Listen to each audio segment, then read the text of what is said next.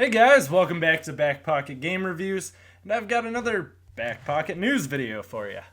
Yeah, a lot of stuff. I've been meaning to do one of these, so I have a list of stuff compiled that I meant to talk about at some point and just haven't.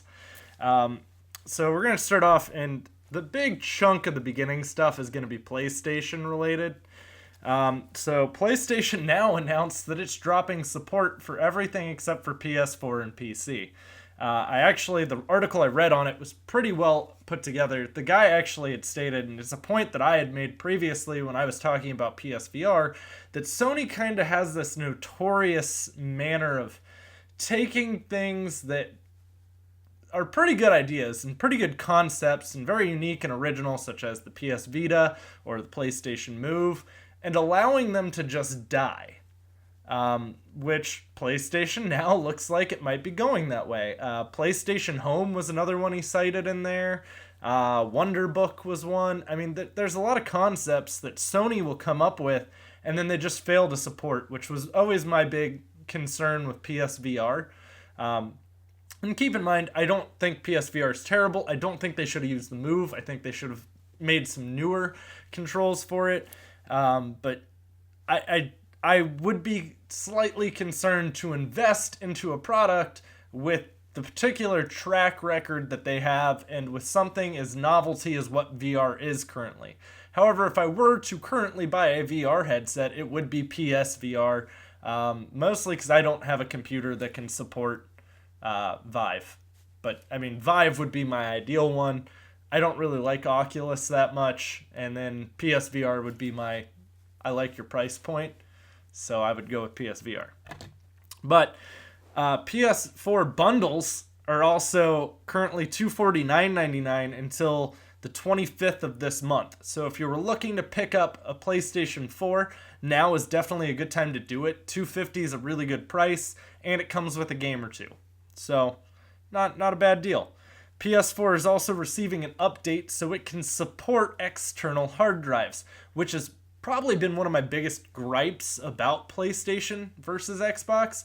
It's great that you let me plug in my own hard drive and I can change out the internal hard drive if I want. But let's be completely frank about this. I can get an external with a lot of space to it pretty cheap. If I really am going to switch out the internal on my 1 terabyte PS4 Pro, I mean, an internal couple terabyte drive is going to go up in price pretty drastically. I'd rather just be able to plug it in and move it around, and it's a good update. That's a smart move.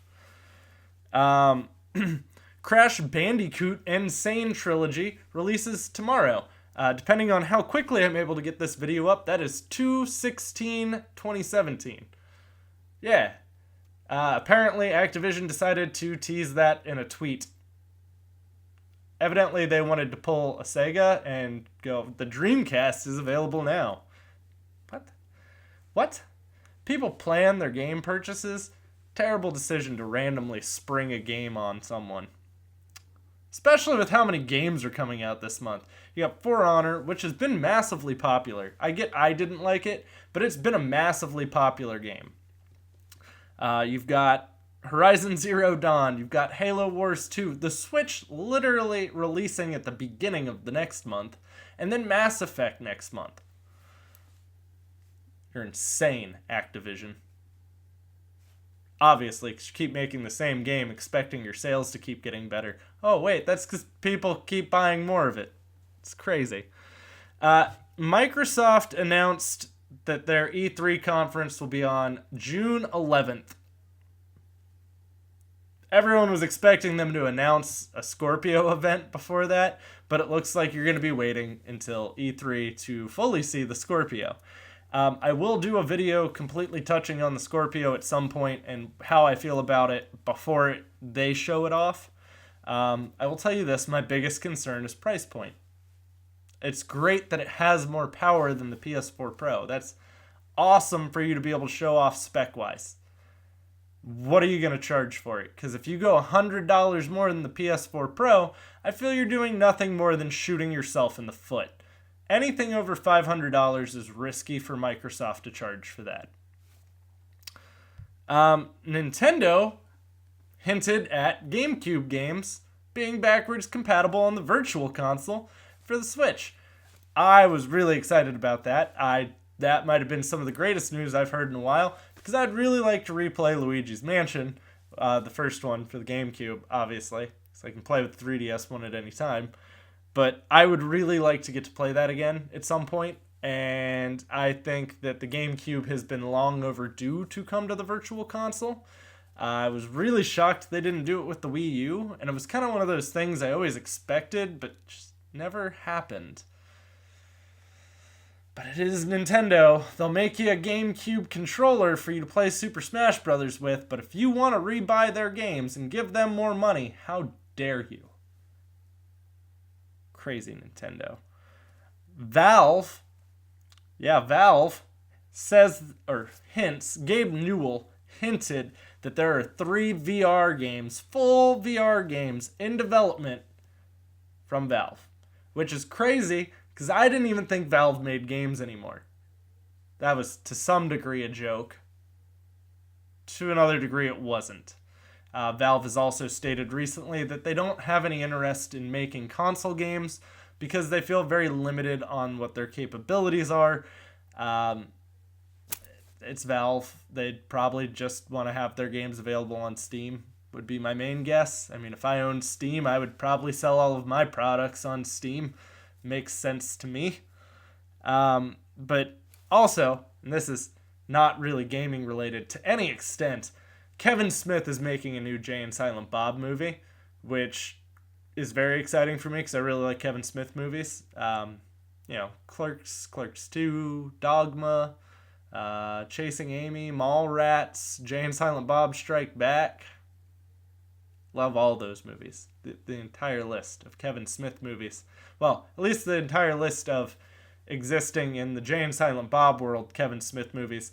Don't ever watch the movie Vulgar and expect it to be anything like the Kevin Smith movies you've seen before. You'll be let down. And it's not that it's a bad movie. It's just there's nothing comical about that movie to any extent. It is exactly what the name makes it out to be, which is vulgar. Also, apparently, I will be able to stream to YouTube on my PlayStation. I did pick up a PlayStation camera so I can face cam with you guys. I am going to test it out probably sometime tomorrow before I do my playdate with the community. And I will also have a video going up tomorrow about, YouTube kicking me in the balls repeatedly. Yeah. I'm not the only one who's kicking the balls. Evidently, PewDiePie is getting kicked in the balls too. Not to put me on par with PewDiePie, because I'm clearly nowhere near where 50 million subscribers is. But yeah, YouTube is definitely using my ball sack as a punching bag right now. I mean, it's a speed bag for them. Which hopefully I can fix. Maybe. I don't know. It'll all be talked about in tomorrow's video. And it'll be a blast, and there's going to be some terribly inappropriate jokes, so hide your wife, hide your kids, they're raping everybody out here. But, guys, if you have any questions or anything you would like, or if you'd like to see me play the Crash Bandicoot Insane Trilogy, yeah, let me know in the comments down below. I've never played Crash Bandicoot outside of the little part that they put in Uncharted 4 where you get to play it. It's just not one of those series that I ever got massively into as a kid. I was always a Nintendo guy too as a kid. I had a PS1. It was never really... the Road Rash games were my big one on PS1. So, but let me know down below if you'd like to see me play Crash Bandicoot Insane Trilogy, which hopefully me live streaming on the PlayStation 4 on YouTube will allow me to not have that audio delay. You know, the big part of the reason why I started streaming on Twitch. And Microsoft recently did away with Snap.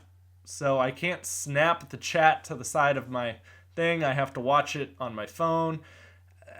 There's no winning if you're a streamer right now on console. It's whatever they can do to make it harder for you, they will do. So Microsoft, if you do happen to see this, please at least bring back Snap for Twitch. I literally could care less about it for any other app.